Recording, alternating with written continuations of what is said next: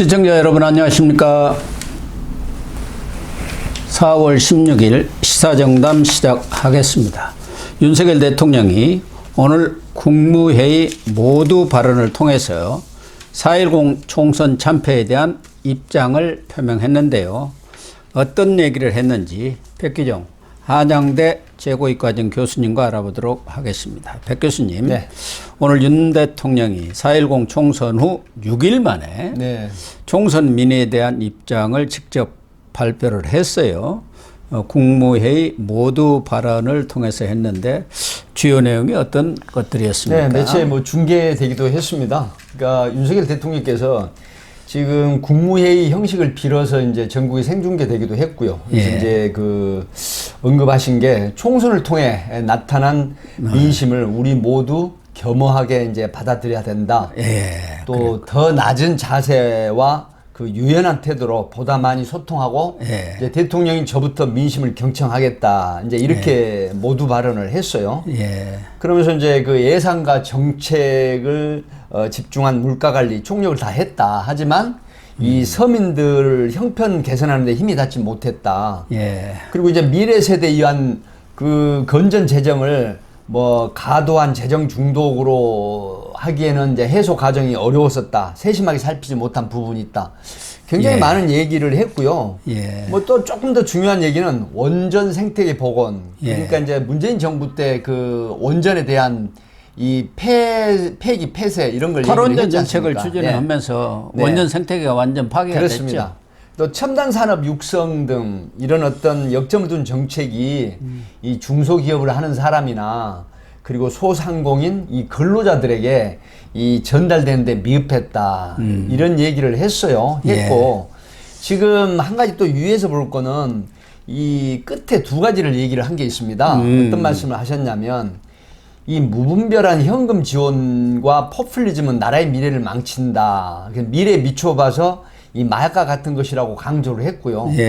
그리고 이제 끝으로 노동, 교육, 연금, 그리고 요즘 한참 지금 문제가 되는 의료개혁 계속 추진하겠다. 다만 이 합리적인 의견을 참조하겠다라고 하면서 끝으로 사의를 표명했지만 아직까지는 이제 총리 이하 장관들에게 공직사회 기강, 일하는 분위기 잡아달라 이런 당부나 지시를 한 게 이제 모두가 되겠습니다.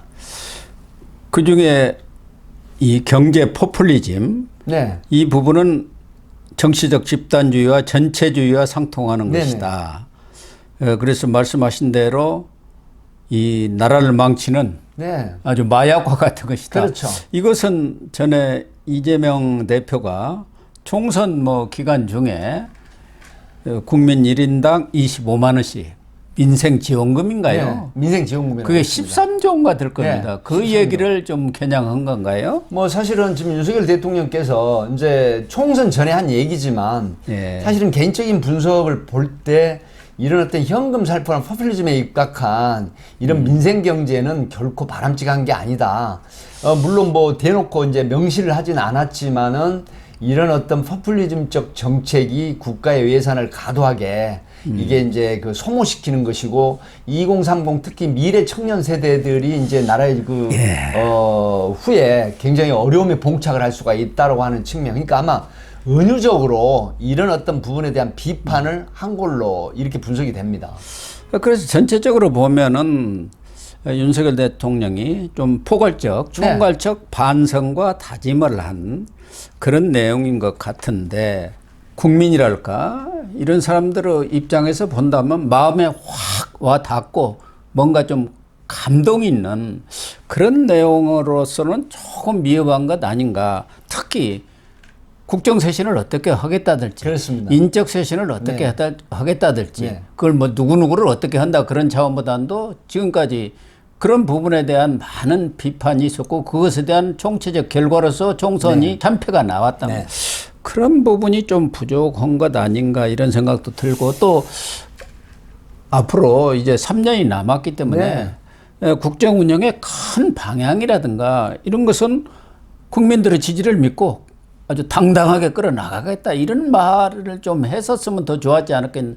국민들 지지가 이번에 이 소선거구제라는 선거구 특성상 그렇죠. 그렇습니다만은 45.1%입니다. 네. 윤석열 대통령이 48% 받은 거 그대로 살아 있는 거거든요. 네네.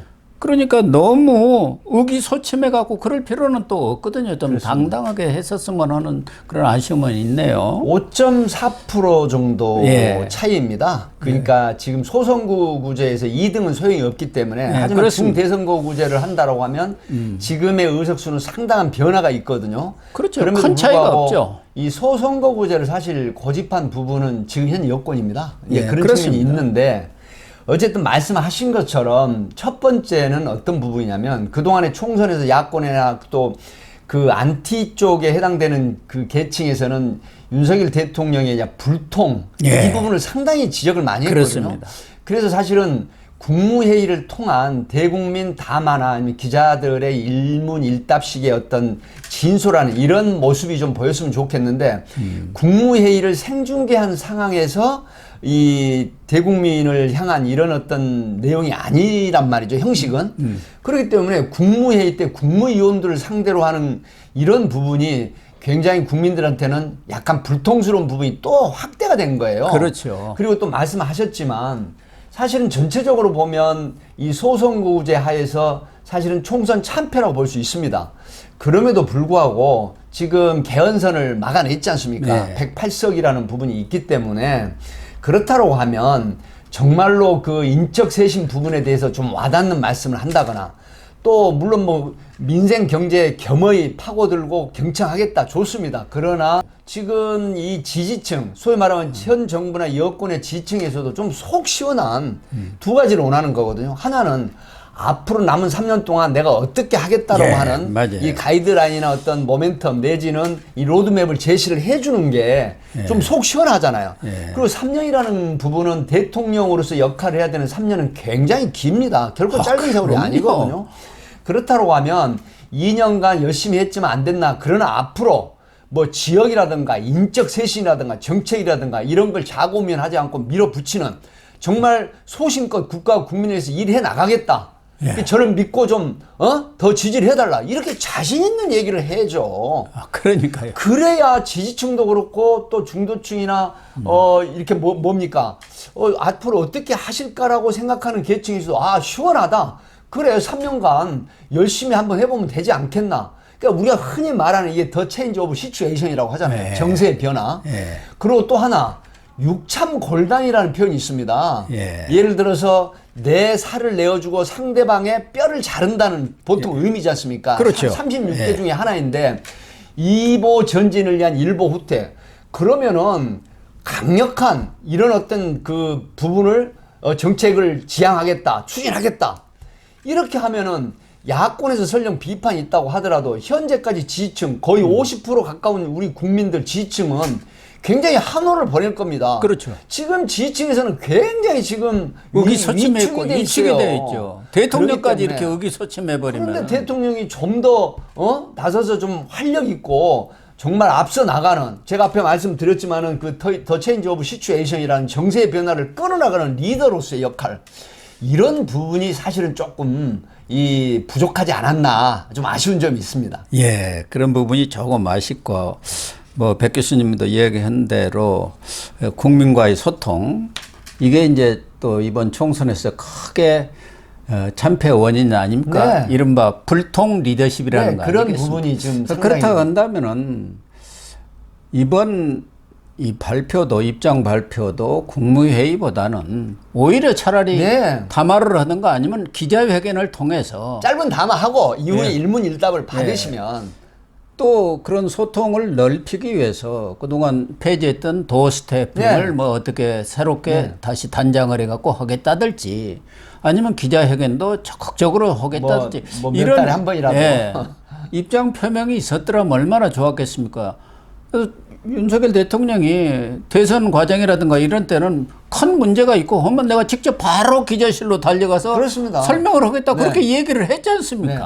그런데 그게 지금 없었기 때문에 불통 리더십이라는 게 아주 그냥 프레임으로 딱 낙인이 찍힌 것 아닙니까? 이런 부분은 좀 아쉽고 대야 관계 이런 부분에 있어서도 지금 어쨌든 엄청난 여소야대 정국이니까 그 이재명 민주당 대표가 뭐 돈 25만 원씩 나눠주자 이건 뭐 비판 받아야 마땅합니다만은 그렇습니다. 오늘 할 얘기는 좀 아니지 않느냐. 오늘은 이런 여소야대 전국에서 대통령 입장에서 또 협치라든가. 국가 원수 네. 입장에서 어떻게 끌어가겠다. 그런 얘기들이 좀 나왔더라면은 야당도 딱 뭐 비판을 못 올 정도로 진전된 그런 발언이 있었더라면 좋았지 않나 하는 아쉬움이 있습니다. 그래서 가장 먼저 이제 조국 혁신당에서 그 대변인이 아주 철저하게 비판을 했어요. 아, 논평이 나왔습니까? 예, 논평이 내가 나왔고 바빠가지고 다 읽어보지를 못했습니다. 민주당보다는 이제 조국 혁신당 쪽에서 신랄한 비판을 했는데 이 말씀하신 것처럼 사실 도어스태핑 약간의 문제도 있었지만 굉장히 국민들로부터 호응을 얻었던 것이거든요. 가장 크게 호응을 얻었죠. 뭐 서구 사실 민주주의 발전한다는 영국이나 미국이나 굉장히 그 서구 유럽 쪽에서도 이 도어스태핑은 아니지만 기자와의 그 기자회견, 예. 소위 미국 같은 경우에는 백악관에서 정기적인 기자회견을 하거든요. 아주 진솔하게 사전에 이 미국 같은 데는 어느 정도 기자들에게 그 질문지 보통 약해서 큐지라고 보통 합니다. 이 큐지를 주는 것도 있지만 그럼에도 불구하고 기자들이 사전에 조율이 안 된 질문을 막 쏟아냅니다. 아, 그걸 그럼요. 제어하지 않거든요. 예. 그러면 대통령이 약간 미진한 부분이 있다고 하더라도 거기서 답변을 하고 일문일답을 한단 말이죠. 그러므로 해서 국민들이 굉장히 긍정적인 요소를 보이는 부분인데 네. 또 우리 윤석열 대통령께서도 이런 부분 아마 주변에서도 들리는 얘기는 굉장히 많이 지원을 한다고 합니다. 예. 기자들하고의 어떤 뭐 일문일답의 회견이라든가 그다음에 소통 문제가 비판을 받고 있으니 이런 부분에 좀 불통 리더십이라는 걸 좀 불식시킵시다. 예. 이런 어떤 진언을 많이 한다는 얘기도 저도 들었는데 이런 부분에 윤석열 대통령께서 조금 진솔한 그런 모습을 좀 보이시는 게 어떨까 그런 아쉬움이 있습니다. 특히 우리 국민들이 지금 불편하게 느끼는 게 의정 갈등이 장기화되면서 많은 환자들이 어려움을 겪고 있지 네. 않습니까? 그러면 이런 부분도 좀 더 이 문제를 어떻게 풀어나갈 것인지에 네. 대해서 구체적으로 국민들이 들어도 좀 그런 방안이 있구나 하는 내용이 나왔으면 하는데 사실은 뭐 민주당 이재명 대표는 15일이죠. 최고위에서 보건의료계 네. 공론화특위 구성을 네, 또 의정이하고. 제안하고 네네. 나왔어요. 의료계뿐만 아니라 당이라든가 정부, 네, 정부. 그리고 네. 일반 시민 네. 단체까지를 포함해서 이 공론화특위를 구성해 갖고 이 문제를 원점에서부터 차근차근 풀어나가자 이렇게 또 제안을 한 그런 상황인데 물론 뭐 국민의힘에서는 바로 또 반발을 했어요. 우리가 이미 그렇게 주장했던 바다 이렇게 얘기를 하고 있습니다. 지금. 사회협의체인가 네. 그걸 이제 사회적 협의체 네. 구성하자고 했고 그것을 대통령 직속의 특위로 두겠다 이런 얘기를 했은 네. 것은 있지만 포괄적인 얘기를 그러나 한 지금 이 문제에 대해서 정부가 브리핑조차 못 하고 있지 않습니까? 어떤 결론도 못 내리고 이렇게 의료계 그쪽에 눈치만 보는 듯한 그런 인상을 주고 있는데 이 부분도 좀 빨리 해소가 돼야 하지 않겠습니까? 네, 윤석열 대통령께서 이제 그 국무회의 말미에 제가 앞에 말씀드렸지만 노동, 교육, 연금 이거 지금 어느 정부나 어느 정권에서 사실 이 성사를 못 시켰던 부분이거든요. 예. 근데 지금 의료 개혁에 관련한 이런 이제 부분도 뭐 차근차근 하겠다, 또 합리적인 의견을 참조하겠다라고 했지만 사실 지금 총선에서 이 패배의 요인 중 하나가 분명히 이게 있습니다.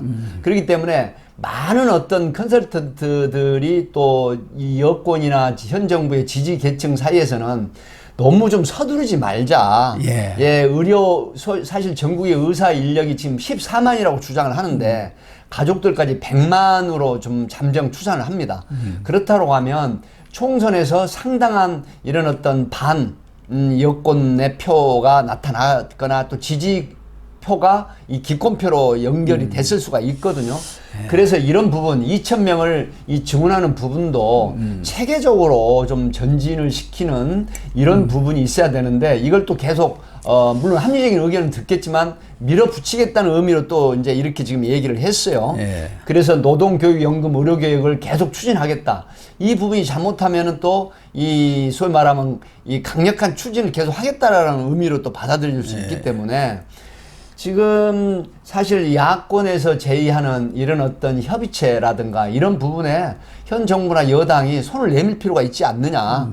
그래서 여러 가지 문제점이 있습니다. 국민들이나 또 한우라든가 이런 단체에서 나오는 얘기를 들어보면 전국적으로 의사들이 굉장히 부족한 건 사실이거든요. 그렇기 때문에 이런 부분을 조금 진정성을 갖고 서로 협의체를 만드는, 참여하는 이런 논의를 해서 결과를 끌어내는 이런 게 필요하지 않을까 싶습니다. 뭐 뒤에 얘기를 하겠습니다만은 지금 야권에서는 최상병 네. 이 특검을 아주 그냥 야권 전체가 지금 밀어붙이고 있는 그런 상황이고, 이재명 대표는 이화영 전 경기도 평화부지사 그 재판이 있었지 않습니까? 4일 날 거기서 이화영 전 부지사가 느닷없이 무슨 검사실 앞에서 김성태 쌍방울 회장, 김성태 쌍방울 회장 등과 술 뭐 판을 벌였다. 거기에 무슨 연어회까지도 등장을 했다. 이런 어떻게 보면 황당무계한 주장을 하고 있는데 거기다도 지금 힘을 실어주고 있거든요. 네. CCTV를 보면 될 거 아니냐, 이재명이는. 국기문란 행위다. 이렇게 국기문란 행위다. 이거 들어보니까 사실인 것 같다. 이렇게 지금 공세를 펴고 있는 그런 상황이에요. 그래서 이런 부분들도 사실은 뭐 정부가 일일이 대응할 상황은 아닙니다만은 국민의힘 자체도 지금 리더십 공백 상태 아니겠습니까? 네. 결국 이런 부분은 정치권에서 풀어야 한 그렇습니다. 상황이기 때문에 국민의힘이 빨리 리더십을 새로 세워가지고, 그러니까 당대표, 원내대표가 다시 선출이 돼가지고 대야 협상에 나서야 정부를 좀 그렇죠. 든든하게 네, 보호도 하고 네. 뒷받침도 하지 네. 않겠나, 그런 생각이에요. 네, 사실 지금 말씀하신 것처럼 최상병 특검 5월 2일 날 이미 지금 패스트 트랙으로 이게 지금 그 부의가 된 상태이기 때문에 이 굉장히 지금 어려운 부분인데, 현 여권에서도 일부 의원들이 여기 지금 동조를 하고 있지 않습니까? 뭐 그런 상황에서 이 최상병 특검이 사실은 여러 가지로 또 상당한 논란을 불러일으킬 소지가 있거든요. 이제 이런 어떤 그 소위 말하면 단일화된, 동조된, 심화된 이런 의견들이 안 나오고 지금 분산된 의견들이 네, 나오는 그러니까. 이유가 바로 제가 그 말씀을 드리려고 네. 한 거예요. 지금 이 비대위원장인 한동훈 위원장이 사퇴를 했지 않습니까? 이제 비대위원들 물론 총선이 끝났기 때문에 사퇴를 하고 비대위원이 다 해촉이 되는 건 이제 정상이지만 네. 어쨌든 윤재호 의원이 권한 대행 내지는 지금 원내대표 역할을 그대로 하고 있는데, 그럼에도 불구하고 사선 이상 중진들의 1시간 동안 격론도 아닌 본인들 얘기만 했다라고 해요. 네, 그렇다고. 그래서 또 이제 당선인 총회를 한다라고 하는데, 지금 이런 우왕좌왕하는 모습들이 굉장히 이 정부 또 윤석열 대통령에 대한 부담으로 작용을 합니다. 그렇습니다. 이 야권은 단일 대우로 지금 똘똘 뭉쳐서 예. 특검을 하겠다고 하지 예. 않습니까?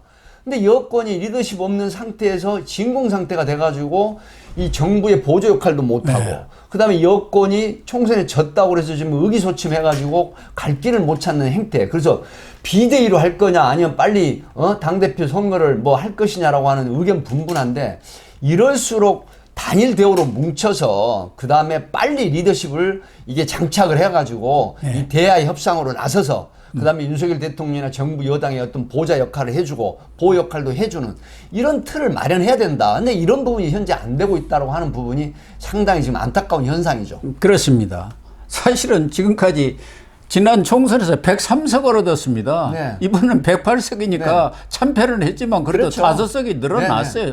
현재까지 있어 왔던 그런 원내 구성의 틀이 크게 바뀐 건 아니에요. 그렇습니다. 그러니까 얼마든지 108석이 적은 의석입니까? 그럼요. 충분히 단일대로 말씀하신 대로 형성해가지고 똘똘 뭉쳐서 그럼요. 나가면은 얼마든지 얼마나 대응이 거야를 가능하고 제압할 수도 있어요. 네, 네. 집권당이 갖고 있는 여러 가지 카드들이 많지 않습니까? 많습니다. 예산이라든가 인력이라든가 또 정책 그런 프레임들이 많이 있기 때문에 얼마든지 제어해 나갈 수가 있거든요. 그렇습니다. 그래서 이제 그 리더십을 확보를 해서 대화 협상 내지는 여러 가지 대응을 할 수 있는 그런 힘을 똘똘 모아야 된다 하는 이런 부분이 기결이 되는 것이죠. 그렇습니다. 네. 예, 뭐 백 교수님이 적절히 지적해 주신 대로 지금 정부가 할 수 있는 것은 정치권을 향해서 어느 정도 제한이 한계가 있을 수밖에 없기 그렇습니다. 때문에 그런 부분은 결국 당에서 당에서 집권당 해줘야 됩니다. 국민힘에서 해줘야 하거든요. 그래서 오늘 뭐 당선자 총회에서는 대회에서는 관리형 비대위를 세우되 조기에 전대를 통해서 리더십을 그러니까요.